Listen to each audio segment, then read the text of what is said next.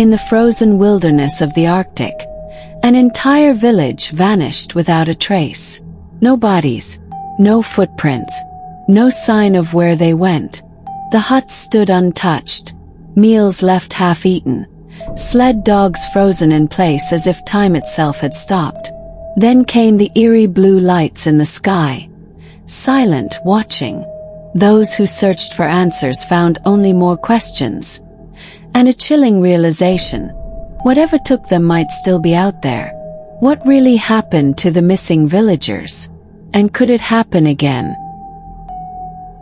In the far reaches of northern Canada, where the winters are long and unforgiving, there once stood a small Inuit village along the shores of Lake Anjikuni. For years, it was home to a close-knit community: hunters, fishermen, and families who had learned to survive in one of the harshest environments on Earth. But one night something strange happened. When the world awoke the next day, the village was empty. Every man, woman, and child had vanished, without a trace. It wasn't war, nor was it a natural disaster. The homes were still standing, untouched by fire or storm. The villagers' belongings, clothes, tools, even half-eaten meals, were left behind, as if everyone had walked away in the middle of dinner. The sled dogs, once vital to survival, were found tied up outside, frozen to death. But what was most disturbing? There were no tracks in the snow, no footprints, no signs of where they had gone. It was as if the entire village had simply blinked out of existence. For nearly a century, people have tried to explain what happened to the villagers of Anjikuni. Some say they left willingly. Others believe something unimaginable took them. But the truth remains buried in the cold, lost to time. Joe LaBelle was a seasoned fur trapper, a man who had spent years navigating the unforgiving wilds of northern Canada. He knew these lands well. He had visited the Inuit village of Anjikuni before, trading supplies and exchanging stories with the friendly villagers. But as he approached the settlement this time, something felt wrong. There should have been movement. Children playing, men tending to their sleds, smoke rising from the chimneys. Instead, the village was silent. The only sound was the wind whistling through the empty wooden huts. Cautiously, LaBelle stepped closer. He expected someone to emerge, to greet him with the usual warmth. But no one did. Then he noticed the sled dogs. The sight made his stomach turn. These animals were essential to survival in the north. No one would have left them to die like this. Something was very wrong. Heart pounding, LaBelle pushed open the nearest hut. Inside, his unease deepened. The fire had burned out, but the remains of a meal sat on the table, frozen solid. Thick fur-lined coats still hung by the door, untouched. The villagers hadn't just left in a hurry. They had disappeared in an instant. One by one, he checked the other homes. Every single one told the same story. Food was left uneaten. Weapons were untouched. No signs of a struggle. It was as if the entire village had been swallowed by the night. Standing in the center of the abandoned settlement, Joe LaBelle felt something he had never experienced before. Not fear of the cold, nor fear of wild animals, but a deep, bone-chilling dread. Because no one had left. And yet no one was there. The deeper LaBelle explored, the more unsettling the scene became. Every hut he entered was the same. Fires reduced to cold embers, food left untouched, fur-lined coats still hanging by the door. The villagers had not packed their things. They had not taken their weapons. They had not prepared for a journey. They were simply gone.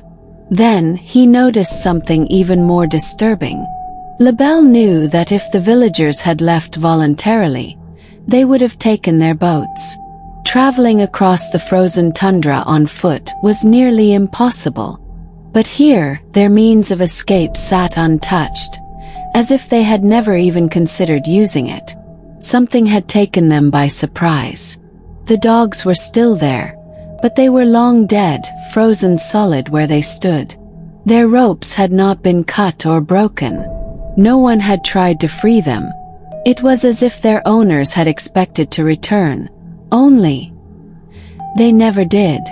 A chill ran down Labelle's spine, and for the first time in years, he felt truly afraid. He had seen wild animal attacks, brutal snowstorms, and bitter cold. But this was something else entirely. He knew he had to get out of there. But before he left, he would make one final discovery, one that would turn the mystery of Anjikuni village into something far more terrifying. Labelle wanted answers. Something wasn't right, and every instinct in his body told him to leave. But he couldn't shake the feeling that he had missed something. He had checked the homes, the sleds, and the dogs. But what about the village burial ground? As he stepped closer, his breath caught in his throat. The graves had been dug up, but not by animals. The bodies were missing. Labelle shone his lantern over the disturbed ground. There were no footprints, no drag marks, no sign that anyone had moved the bodies. It was as if they had risen from the earth, or been taken by something that left no trace. His mind raced through possibilities. A rival tribe. No, they would have left tracks. A mass exodus. But why dig up the dead?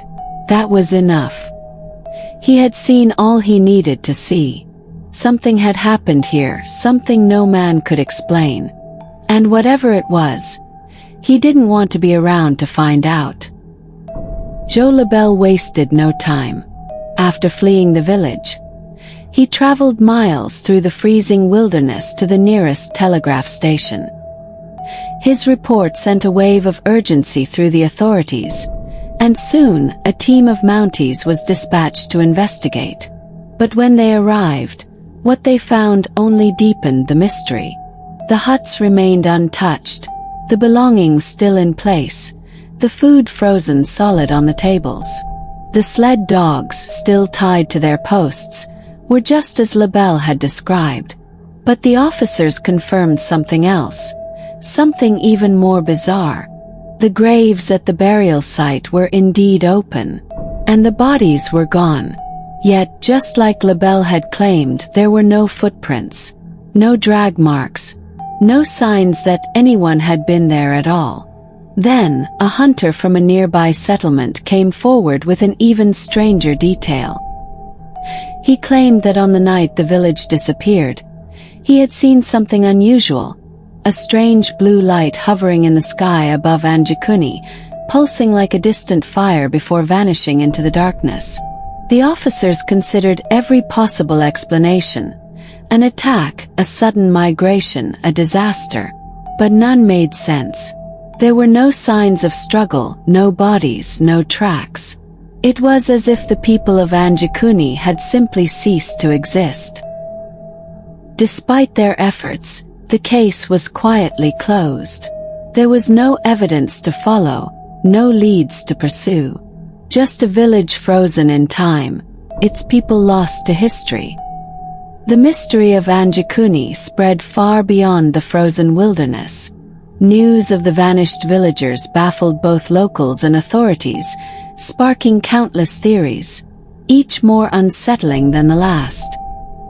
Some believed the villagers had left on their own, abandoning their homes in search of better land. But if that were true, why had they taken nothing with them? And how could an entire village leave without leaving footprints in the snow? Others suspected an attack. Perhaps a rival tribe or an unknown threat had forced them to flee. But no weapons were drawn, no signs of a struggle were found, and the sled dogs had been left behind, tied up to freeze to death.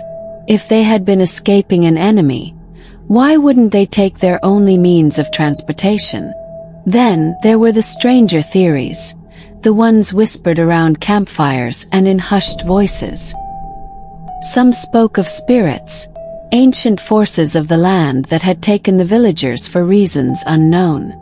The Inuit people believed in powerful beings that watched over the frozen tundra. Had the village unknowingly angered something beyond human understanding? And then there was the most controversial theory of all, the blue lights. The hunter's account of a strange, unearthly glow was impossible to ignore. Had the villagers been taken? Not by men, not by spirits, but by something else entirely. Something that left no trace, no explanation, only silence. In the end, no answers ever came. The village of Anjikuni remained abandoned, its people forever lost to the unknown. And to this day, those who dare to visit the site speak of an eerie presence, a lingering emptiness, as if the land itself remembers what happened that night. Decades have passed since the night Anjikuni village vanished, yet the mystery remains unsolved. No bodies were ever found. No explanation was ever given. Only questions remain. Questions whispered by those who dare to visit the empty settlement. Locals say that if you stand in the village at night, you can still feel their presence. Some claim to hear distant voices carried by the wind, soft and haunting. Others report seeing flickering lights in the sky, just like the ones witnessed on the night of the disappearance. Was it a mass exodus, a supernatural force, or something beyond human comprehension? The truth of Anjikuni remains locked in the ice, buried beneath the weight of time. And perhaps that is where it will stay, forever.